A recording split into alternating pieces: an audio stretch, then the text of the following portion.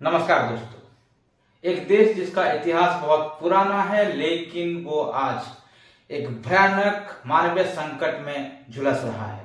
अप्रैल 2023 से सूडान में गृह युद्ध छिड़ा हुआ है। सत्ता की बगावत एक बहुत ही खतरनाक युद्ध में बदल चुका है। दो बड़ी ताकतें हैं, सूडान फौज और रैपिड सपोर्ट फोर्सेस RSF, जो आम आदमी के जिंदगियों पर बेतहाशा प्रभाव डाल रही हैं। ये लड़ाई सिर्फ सेनाओं तक सीमित नहीं, इसका असर हर छोटे बड़े शहरों और गांव पर भी पड़ रहे हैं। UN एजेंसियों की रिपोर्ट के मुताबिक कई हिस्सों में फैमिन की स्थिति पुष्टि हो चुकी है। अल-फशर और कड़ुगली जैसे जगह में लोग अब IPC फेज 5 यानी बहुत खतरे की स्थिति में हैं।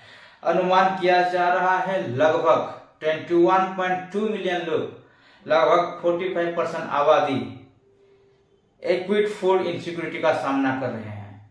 युद्ध के कारण लाखों लोग अपने घर छोड़ने को मजबूर हुए हैं। अफ्रीकी यूनियन ने चेतावनी दी है, ये मानवीय संकट दुनिया में सबसे बड़ा बन चुका है। बीमारियां बहुत तेजी से बढ़ रहा है। WHO ने चेतावनी दी है। भूख और युद्ध ने हेल्थ सिस्टम को पूरी तरह तबाह कर दिया है।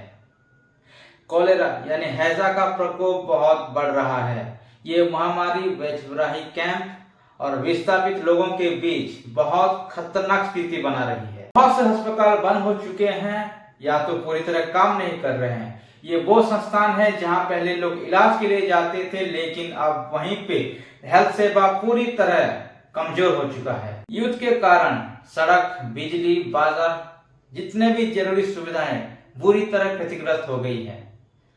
बहुत से लोग अपनी रोजमर्रा की जिंदगी को फिर से शुरू करना चाहते हैं लेकिन कर नहीं पा रहे हैं क्योंकि उनकी आजीविका पूरी तरह खत्म हो चुकी है। युद्ध के कारण व्यापार पे बाधा आ रहे हैं। सप्लाई चेन टूट चुका है। खाद्य सामग्री की आपूर्ति कठिन हो चुकी है, जिससे दाम बढ़ रहे हैं। सामान्य लोगों के लिए खाना खरीदना मुश्किल हो रहा है। बहुत सारे बच्चे गंभीर तौर पर कुपोषित हो गए हैं।